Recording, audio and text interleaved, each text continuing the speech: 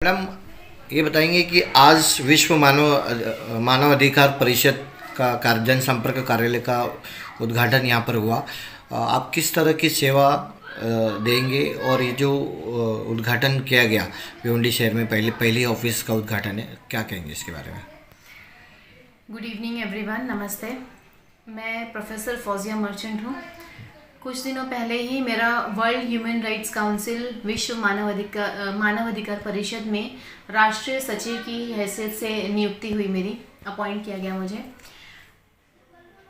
World human rights council जो है वो ह्यूमन राइट्स के लिए काम करता है, मानव अधिकार के लिए काम करता है कि अगर कहीं पर समाज में किसी की भी जो राइट्स हैं उसका वायलेशन हो रहा है, और ख़ास तौर से मैं महिला सशक्तिकरण के लिए पहले से काम करते आई थी, आज 3-4 साल पहले से काम करते आई हूँ।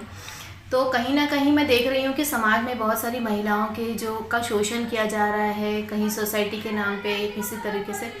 तो मैं चाहती थी उनके लिए काम करना, काफ़ी टाइम से मैं काम करना चाहती थी और काम करती भी आई थी, लेकिन ये मुझे वर्ल्ड ह्यूमन राइट्स ने एक अच्छा प्लेटफॉर्म दिया। तो मैं चाहती थी कि भिवंडी में जो आज तक नहीं हुआ है, कि लोगों को पता नहीं होता है कि अगर उनके ह्यूमन राइट्स का वायलेशन हो रहा है या किसी महिला के साथ में अगर ज्यादती हो रही है, उसका शोषण हो रहा है, तो वो कहाँ जाए और किससे संपर्क करें, उन्हें पता नहीं होता। तो ऐसे में मैंने ये ऑफिस का इनॉग्रेशन आज इसलिए किया है, और मैं आपके माध्यम से, आपके चैनल के माध्यम से बताना चाहूँगी जनता को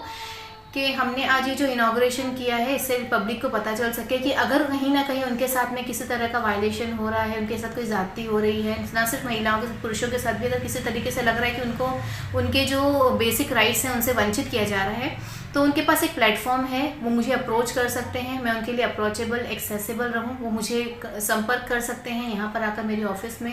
मैं उनके इश्यूज़ को उठाऊँगी और उनको पूरी तरह से उनका हक दिलाने की कोशिश करूँगी।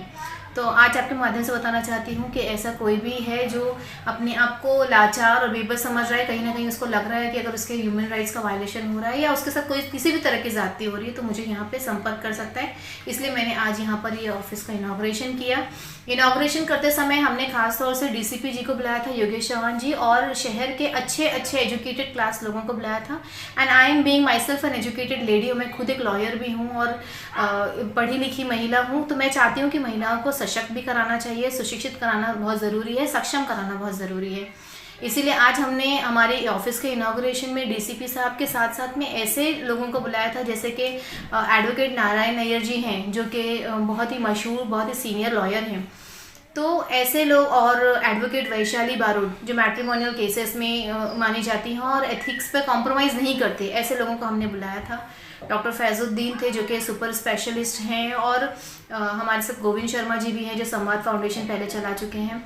तो ऐसे लोग जो पहले से सोशली एक्टिव रह चुके हैं और एथिक्स पे काम करते हैं, मॉरल्स पे, वैल्यूज़ पे बिलीव करते हैं। हमने उन लोगों को यहाँ पर निमंत्रण दिया था, उन लोगों को इन्वाइट किया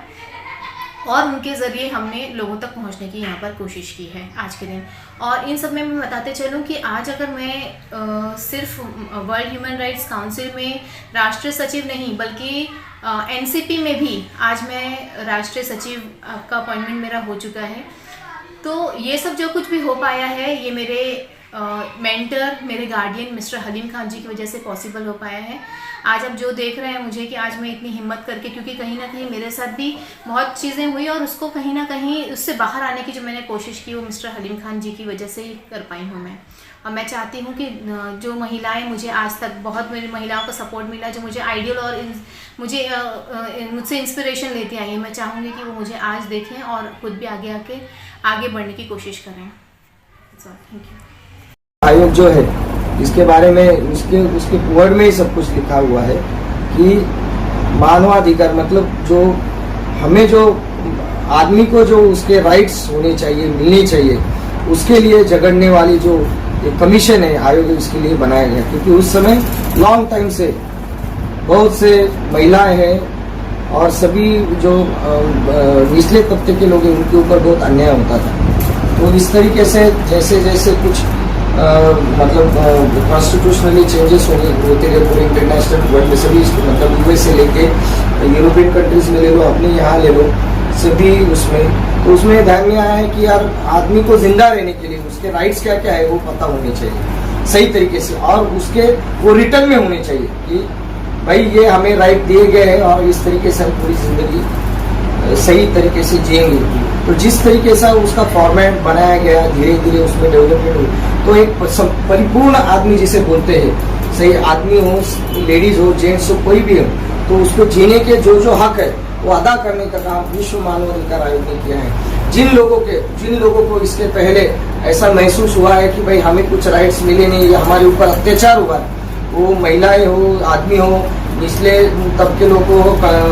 जो है रिजर्वेशन के लोग हो, लेकिन जैसे ही आयोग की स्थापना हुई उसमें काम करने वाले जैसे पूजिया मैडम जैसे लोग हैं और भी बहुत लोग हैं, वो पूरे वर्ल्ड में है, ऐसा नहीं एक स्टेट के लिए, एक कंट्री के लिए, पूरे इसके लिए। तो उसके जरिए आज हम जो अच्छी तरीके से अगर ह्यूमन राइट्स का जो